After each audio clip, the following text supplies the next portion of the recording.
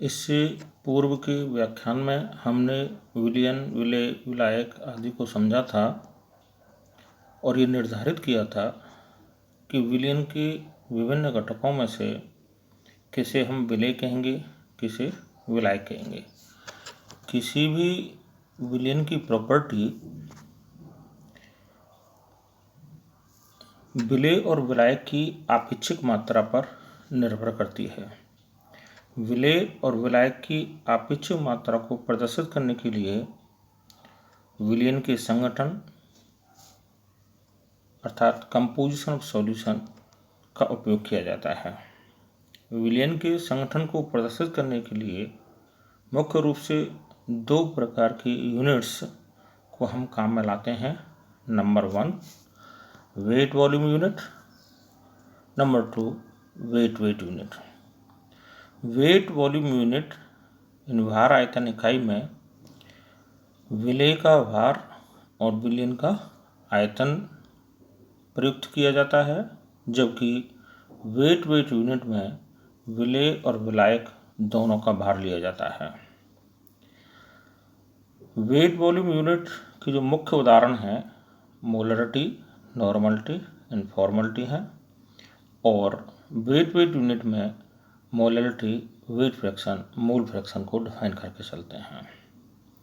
आज के इस व्याख्यान में हम वेट वॉल्यूम यूनिट्स को एक एक करके डिस्कस करेंगे और सबसे पहले लेते हैं हम मोलरिटी।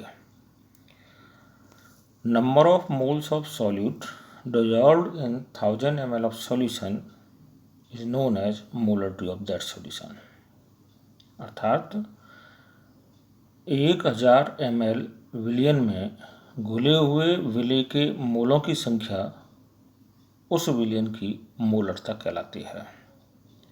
यहाँ हम 1 लीटर के स्थान पर 1000 ml लेना ज़्यादा उपयुक्त मानते हैं, क्योंकि इसकी सिग्निफिकेंसी लीटर की तुलना में अधिक है। मोलरता को कैपिटल M द्वारा प्रदर्शित किया जाता है और तथा इन दो सूत्रों द्वारा उसे हम निर्धारित कर सकते हैं। यदि हमें विलयन के निश्चित आयतन में घुले हुए विलेय के मोलों की संख्या मालूम है, तो मोलरता बराबर number of moles of solute into 1000 upon volume of solution in ml द्वारा विलयन की मोलरता ज्ञात कर सकते हैं।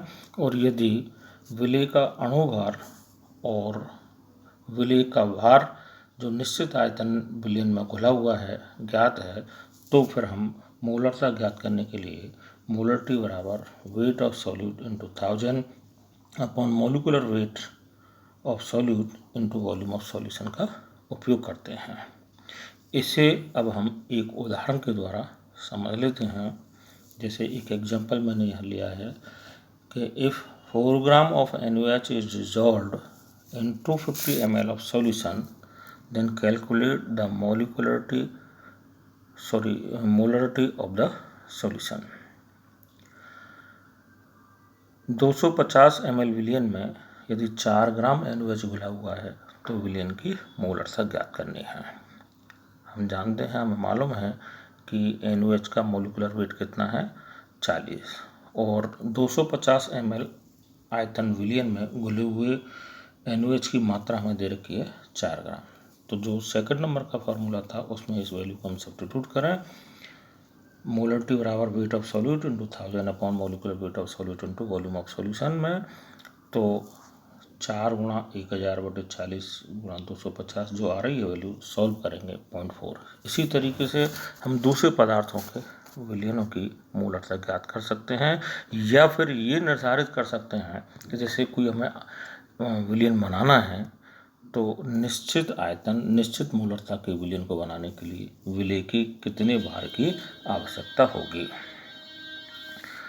सेकेंड टर्म हम इस यूनिट में लेते हैं normality. Number of gram equivalent of solute dissolved in 1000 ml of solution is known as normality of that solution.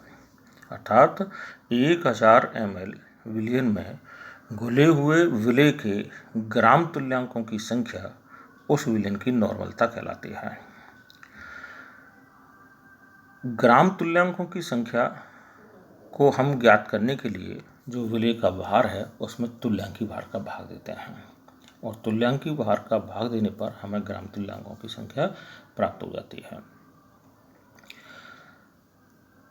इस नॉर्मलिटी को हम कैपिटल N के द्वारा प्रदर्शित करते हैं और इसे ज्ञात करने के लिए भी पहले के प्रकार तरीके से ही दो सूत्रों का हम उपयोग करते हैं।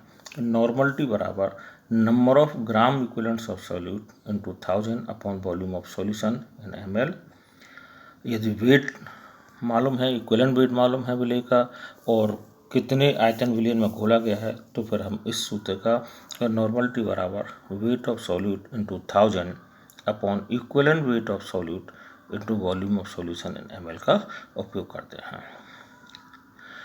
नॉर्मलिटी में हम इक्विवेलेंट वेट को यूज कर रहे हैं मोलिकुलर वेट की तुलना में और इसका उपयोग उन सभी विलियंस के लिए करते हैं जो या तो न्यूट्रलाइजेशन में यूज हो रहे हैं या रेडॉक्स रिएक्शंस को यूज कर रहे हैं। यानी जहां हमें आयंस की जो पॉजिटिव नेगेटिव चार्ज है उसको महत्वता देनी होती है तो हम नॉर्मलिटी का उपयोग करते हैं और जो मॉलिकुलर रिएक्शंस होती हैं उनमें हम प्रयुक्त विलयनों की मोलरिटी का उपयोग करते हैं। इसका भी हम एक उदाहरण लेकर के समझ लेते हैं। यदि if 9.52 gram of MgCl2 is dissolved in 500 ml of aqueous solution, then calculate the normality of this solution। यदि 500 ml विलयन में 9.52 ग्राम MgCl2 घुला हुआ है तो उस विलयन की नॉर्मलता ज्ञात कीजिए।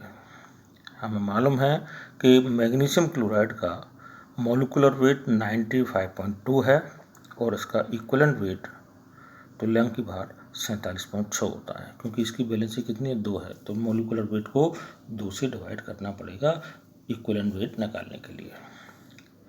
और जो हमारे पास उपलब्ध फॉर्मूला है उसमें इन्हें प्रतिस्थापित करें तो प्रतिस्थापित करने पर नॉर्मलिटी की वैल्यू जैसे कैलकुलेट किया है यहाँ पर 0.4 हमें प्राप्त होती है। इसी तरीके से आप अन्य प्रॉब्लम्स को भी सॉल्व कर सकते हैं और ये भी निर्धारित कर सकते हैं कि एक निश्चित नॉर्मलता का विलयन निश्चित आयतन में बनाने पर विलय की कितनी मात्रा आपको विलयन बनाते समय आवश्यक होगी। अब next term weight volume unit की हम लेते हैं फॉर्मलिटी। फॉर्मलिटी हम उन कंपाउंड्स के लिए ज्ञात करते हैं जिनकी विलयन बनाते समय ली गई मात्रा और विलयन में घोली गई मात्रा पृथक पृथक होती है। अर्थात the term formality is used for those solutions in which dissolved amount of solute is different from the amount of solute actually present in the solution. It happens due to association और dissociation of solute molecules. जो विलय की घुली हुई मात्रा है और घोली की मात्रा है वो दोनों अलग अलग हो सकती हैं या हो जाती हैं। जैसे एक उदाहरण लेकर के हम समझ लेते हैं कि कॉपर सल्फेट का मॉलिकुलर वेट एनहाइड्रस फॉर्म में 159.61 यानी 159.61 होता है, लेकिन प्रकृति में ये पेंटाहाइड्रेट फॉर्म में मिलता है CuSO4.5H2 के रूप में और जिसका मॉलिकुलर वेट 249.69 होता है। यदि हमें 1 मोलरिटी का 1 लीटर सॉल्यूशन बनाना है तो हम इस पेंटाहाइड्रेट मॉलिक्यूल का 249.69 ग्राम वे करेंगे और 1 लीटर विलय बनाने तक उसे घोलेंगे।